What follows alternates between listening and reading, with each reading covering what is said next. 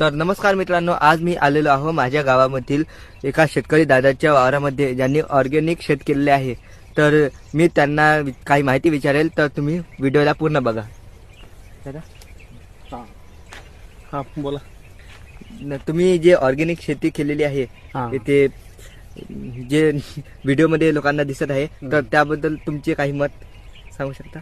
हा, तर हा जो माझा तुम्ही आज जो बघितलेला आहे गव्हाचा आणि चण्याचा आणि कांद्याचा प्लॉट आहे, हा मी पूर्णतः ऑर्गॅनिक तरीकेने केलेला आहे। म्हणजे ऑर्गॅनिक निवडण्याचा माझा हा उद्देश विषय असा, आता तुम्ही जो बघितलेला आहे हा जो हे आहे आपला गव्हाचा जो प्लॉट आहे हा तुम्ही पूर्ण बघितलेलाच आहे, तुमच्या नदीसमोर दिसत आहे। तर हे जी शेती आहे मी पूर्ण ऑर्गॅनिक केलेली आहे आणि आता माझी जी लागवण पण आहे ते पण ऑर्गॅनिक तरीकेनेच मी केलेली आहे। आणि विशेषतः म्हणजे ऑर्गॅनिक निवडण्याचं कारण असं आहे,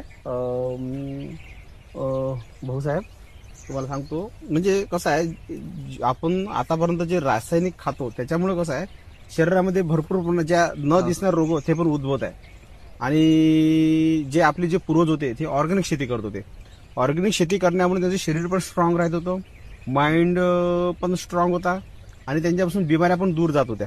पण जसे रासायनिकचं प्रमाण जास्त वाढलं शेतीमध्ये, शेतीमधला जो बॅक्टेरिया पण मरायला लागला आणि त्याच्यामुळे शेती ही निकुंशच झालेली आहे। येणारा काळ हा एवढा कठीण होणार आहे का शेतीमध्ये फक्त आपल्याला जमीन दिसन, पीक दिसणार नाही।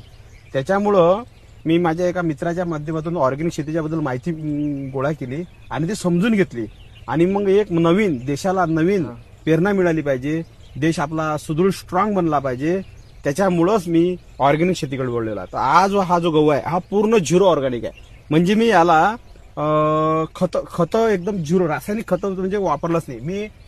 शेणखत वापरतो, जीवामृत वापरतो, अमृत पाणी वापरतो, म्हणजे विशिष्ट प्रकारचे। आणि स्वतःच मी तुम्हाला माझं प्लॉट पण दाखवतो, तिकडे जे जीवामृत बनवलं आहे, अमृत पाणी बनवलं आहे आणि काही ऑर्गॅनिकचे जे टंप आहे जसं ताक, दूध, अंडी, हळदीचे फवारे, हे पण मी वापरत असतो।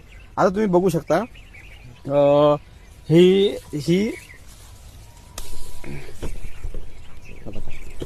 ही बघा ही उंबी बघा, ऑर्गॅनिक फार्मिंग म्हणजे ही उंबीची साईज बघून घ्या तुम्ही किती आहे। तर ही जर बघितली तर एवढी आहे। विचार करा, ऑर्गॅनिक फार्मिंगमुळे म्हणजे झिरो बजेट शेती म्हणता येईल आपल्याला। झिरो बजेट शेतीमध्ये ह्या गव्हाची उंबी आहे आणि ह्या गव्हामध्ये सर्वात जास्त आता प्रोटीन पण वाढलेलं आहे आणि हिची साईज पण वाढलेली आहे आणि हे आपल्याला शरीराला पण हानिकारक नाही आहे। हो, तर त्याच्यामुळं हर एक शेतकऱ्यांना मला असं वाटते का